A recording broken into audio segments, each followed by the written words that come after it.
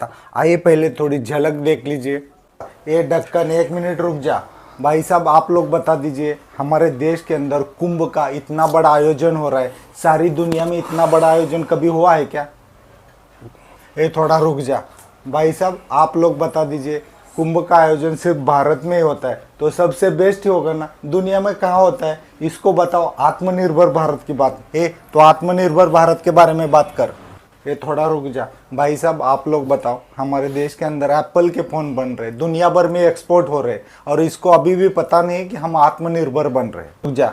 भाई साहब आप लोग इसको अच्छे से समझाओ, हमारे देश में एप्पल के फ़ोन बन रहे, एप्पल तो अमेरिका का है तो हमको सिर्फ ऑर्डर मिला है, इसमें आत्मनिर्भर कैसे? तो हट जा, तू भी हट जा। साथियों आज ए लाल बी लाल का जो डिबेट है ना, बहुत ही इंटरेस्टिंग होने वाला है। अपना ए लाल है ना, हमेशा की तरह अपनी बड़ी बातें कर रहा था और उस जिद पर अड़कर बैठा था, लेकिन आज बी लाल के दिमाग में कुछ अलग ही था। आज बी लाल डिजिटल इंडिया, आत्मनिर्भर भारत की बात नहीं कर रहा था। आज वो सीधा सीधा डिजिटल चाइना की बात कर रहा था, आत्मनिर्भर चाइना की बात कर रहा था। तो आज इन दोनों का डिबेट बहुत ही इंटरेस्टिंग होने वाला है। चाइना के प्राइम मिनिस्टर की बात निकल जाती है, हमारे प्राइम मिनिस्टर की बात निकाल लेते, लेकिन सच क्या है आप डिबेट के बाद समझ जाएंगे। तो आइए पहले इन दोनों का डिबेट देखिए, फिर आगे चर्चा करते हैं। आइए देख लीजिए। ए बिलाल किधर जा रहा है? थोड़ा रुक जा, तुझे एक बड़ी खबर देता हूँ। हमारे देश में ना कुंभ का बहुत ही बड़ा आयोजन हुआ है, तुझे पता है? यार कहीं भी जाना होगा ना, ए लाल मिल जाएगा। भाई साहब कुंभ का बहुत बड़ा मेला हो रहा है, बहुत बड़ा आयोजन हो रहा है, अच्छी बात है, लेकिन साथ में है ना बिलाल, मुझे भी बहुत अच्छा लगा। आपको भी कुंभ का आयोजन अच्छा लगा ना? लेकिन अब निगेटिव बात मत करना प्लीज। ए लाल अभी तक मेरी बात शुरू ही नहीं हुई, थोड़ा रुको, थोड़ा सुन लो। वाह बिलाल जी अब आपकी क्या बात सुननी है? आपको पता है क्या, हम लोगों ने G20 का कितना बड़ा आयोजन किया था, उससे भी भव्य आयोजन अब कुंभ का हो रहा है। हम लोग आत्मनिर्भर भारत बन रहे हैं, हम लोग डिजिटल इंडिया बन चुके हैं। हमारे देश की जीडीपी कहाँ से कहाँ जा रही है, हम इकोनॉमी में तीसरे नंबर पर बनने जा रहे हैं। ऐसी बातें सुनने के बाद तुम्हारी तो बोलती बंद हो जाती है। क्या सुनूंगा? और मुझे डाउट हो रहा है अभी तुम कुछ ना कुछ निगेटिव बात पक्का करोगे। में ए लाल जी आपकी इस बात से मैं सहमत हूँ। हमारे देश के अंदर बड़े बड़े इवेंट होते हैं, बड़े बड़े आयोजन होते हैं, बड़े बड़े नारे लगते हैं, लेकिन सच थोड़ा अलग है। हम लोग आत्मनिर्भर भारत का नारा देते हैं, लेकिन असलियत में चीन आत्मनिर्भर चाइना बन चुका है। वैसे हम डिजिटल इंडिया का नारा देते हैं, लेकिन असलियत में चीन डिजिटल चाइना बन चुका है। अरे रे रे रे, इतना निगेटिव! तेरे जैसा निगेटिव इंसान ना पूरे जहां में नहीं मिलेगा। अच्छा एक बात बता दे, आजकल हमारे देश में डिजिटल इंडिया कैसे नहीं है? हर चीज़ ऑनलाइन हो जाती है, शादी से लेकर आखिरी वक्त तक का सब सामान ऑनलाइन मिल जाता है। सिर्फ इतना बता दे डिजिटल इंडिया कैसे नहीं है, क्या क्या नहीं होता है ऑनलाइन। अरे रे रे, इसको कैसे समझाऊं यार, कैसे समझाऊं, मेरे समझ में नहीं आ रहा है। कैसे समझाएगा, ये सवाल तेरे सामने पड़ा है, लेकिन तू इतना समझ ले हम वाकई में आधुनिकता की ओर जा रहे हैं। लेकिन सच ये है जो तू कबूल नहीं करेगा, क्योंकि तू कांग्रेस का चमचा है, इसलिए तेरी बोलती बंद हो गई। तू ये तक समझ नहीं पा रहा है कि मुझे कैसे समझाएगा, तो जवाब क्या देगा रे? ए लाल ये बड़ी बड़ी डेंगे हाँकना बंद कर दे। सच्चाई ये है, तू जो फ़ोन वापरता है ना वो चाइनीज़ है, और उस फ़ोन के अंदर जो है ना गूगल पे, गूगल, इंस्टाग्राम, फेसबुक, यूट्यूब सब कुछ बाहर का है। तो तेरा कैसा रे डिजिटल इंडिया, ज़रा समझा मुझे। ये लाल ये सारी चीज़ें हैं ना हम लोग भी बना रहे हैं, थोड़ा रुक जा, सब बनेगा। ये लाल वही तो मैं तुम्हें समझा रहा हूँ, अगर हमारे देश में गूगल बंद हो जाएगा ना, हमारा सब कुछ स्टॉप हो जाएगा, कुछ भी नहीं चलेगा। इसलिए मैं तुझे बोलता हूँ वो सारी चीज़ें भारत में बनने चाहिए। फिलहाल डेंगे हाँकता है ना, वो डेंगे हाँकना बंद कर दे। ये ढक्कन तुझे कुछ पता है क्या, हमारे देश के अंदर मोबाइल बनते हैं और बहुत बड़े लेवल पर हम लोग एक्सपोर्ट करते हैं। थोड़ी जानकारी रख, थोड़ी जानकारी रख। ये लाल अब मुझे तूने गधा बोला ना, तो सच्चाई बता दे, कौन सी भारत की कंपनी है जो भारत में मोबाइल बनाती है और सारी दुनिया में एक्सपोर्ट करती है? बता दे ज़रा। बिलाल मैं तुझे हमेशा बोलता हूँ जानकारी रख, ऑथेंटिक सोर्स होते हैं ना वहाँ से जानकारी ले ले, क्योंकि हमारे देश के अंदर ना एप्पल के फ़ोन बनते और सारी दुनिया में एक्सपोर्ट होते। जानकारी रख ले, थोड़ी जानकारी रख ले। ए लाल, मैं इसलिए तुझे बोलता हूँ, तू बड़ी बड़ी डेंगे हाँकता है, फिर से डेंगे हाँक रहा है। एप्पल कंपनी कब से भारत की हो गई? ये सारे फ़ोन भारत के कंपनी के होने चाहिए और सारी दुनिया में एक्सपोर्ट होने चाहिए, समझा? तुझे समझने की क्या ज़रूरत है, तू वैसे भी निगेटिव इंसान है। लेकिन एक बात बता दे, चीन कैसे डिजिटल चीन बन गया? एक बात सुन ले, हमने चीन के बहुत सारे ऐप बैन किए हैं, पता है? ये लाल, मुझे कैसे नहीं पता होगा, तू ही बता। जब भारत ने चीन के ऐप बैन किए ना, सारी दुनिया में तू और तेरे जैसे लोग हैं ना, ढिंडोरा पीट रहे थे, सबको मालूम है। लेकिन सच्चाई ये है जो तुझे मालूम नहीं है, अमेरिका का जो गूगल है ना, उसके ऊपर हमने चाइना का ऐप बैन किए है, यही सच्चाई है। लेकिन और एक सच है जो तुझे पता है क्या, बता दूं? और एक सच है, बोल। ये लाल, अब अच्छे से सुन ले, मैंने क्यों बोला डिजिटल चाइना बन चुका है, क्योंकि सच्चाई यही है, हमने सिर्फ चाइनीज़ ऐप बैन किए, वो भी अमेरिका के गूगल के ऊपर।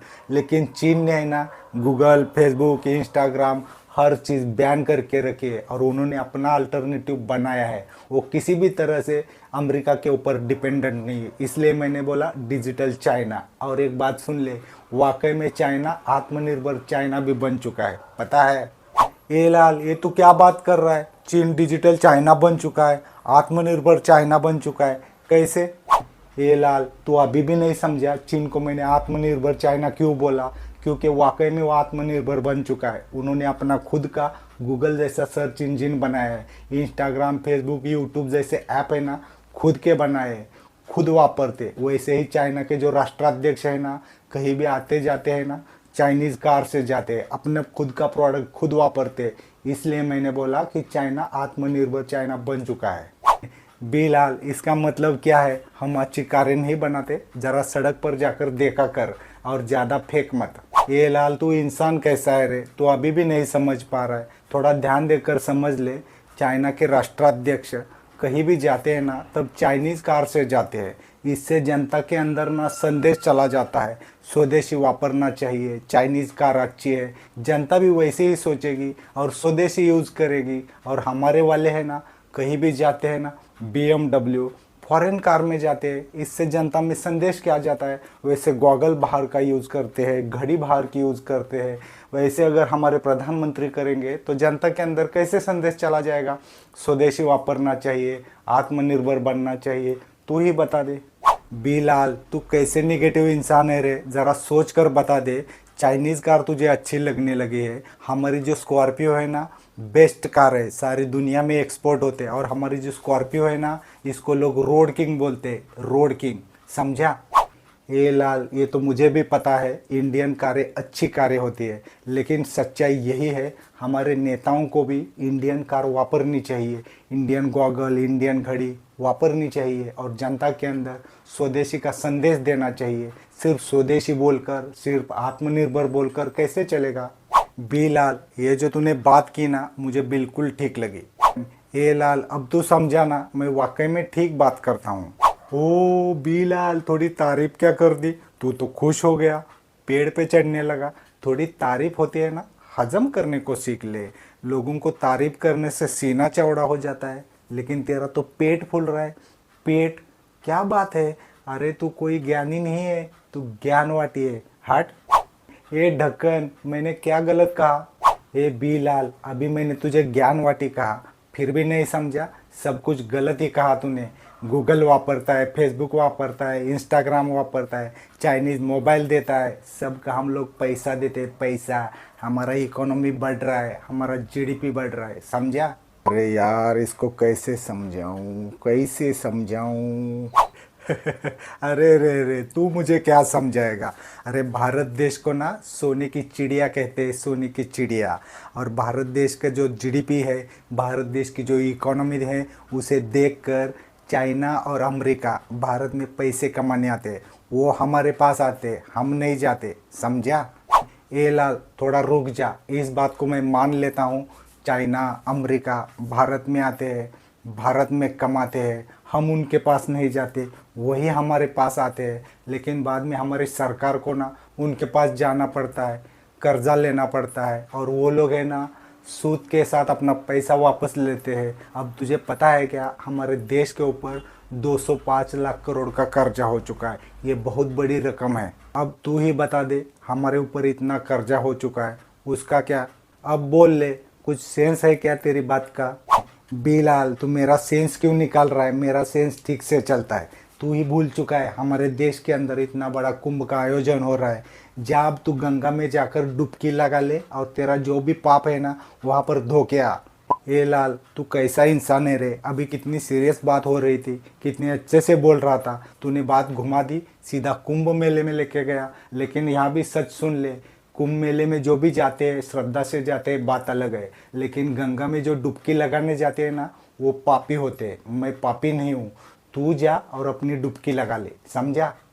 मालूम है तू पापी नहीं है, तू पुण्यात्मा है। लेकिन यहाँ पर मैं तेरे पाप की बात नहीं कर रहा हूँ, तेरे दिमाग की गंदगी की, तेरे दिमाग के निगेटिविटी की बात कर रहा हूँ। इसलिए तू चला जा, वहाँ गंगा में डुबकी लगा, अपना दिमाग है ना उसको धोकर आ जा, तब जाकर तेरी निगेटिविटी चली जाएगी।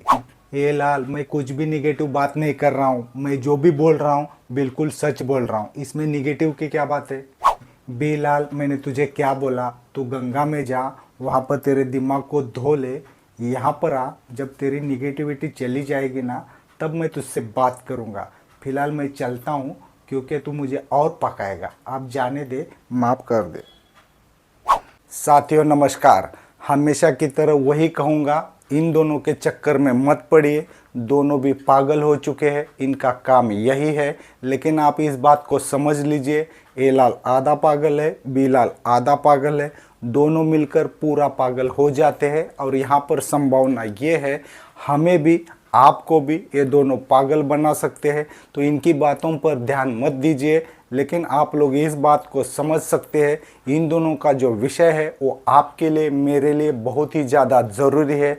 वैसे अगर इस वीडियो के बारे में आप लोग कुछ अलग राय देना चाहते हैं तो कमेंट बॉक्स में दे सकते हैं। और अंधभक्तों के लिए कमेंट बॉक्स खुला है, उनके लिए भी वेलकम है, खुलकर कमेंट कर सकते हैं। आज के लिए बस इतना ही। नमस्कार।